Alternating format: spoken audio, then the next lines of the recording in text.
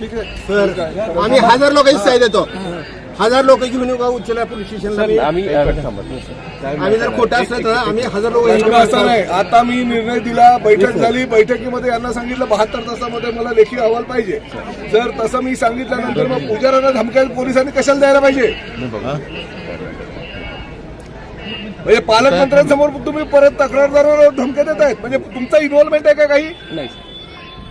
मग कशाला त्यांना धमक्या देतात? चौकशी करा, आरोपी पकडा, कुणी असू द्या, यांच्यातला कुणी असेल त्याला आतमध्ये टाका. जे आरोपी पकडले साहेब त्यांच्या तोंडून कोण देणार आहे करणार आणि कोणाला मला फार गांभीर्यानं घेतलेलं आहे. मी एकट्याने नाही, मुख्यमंत्र्यांनी सुद्धा गांभीर्यानं घेतलेलं लक्षात घ्या. त्याचा मला तुमची तक्रार करायला लागेल. तुम्ही जर यांना दमदाटी कराल तर याद राखा.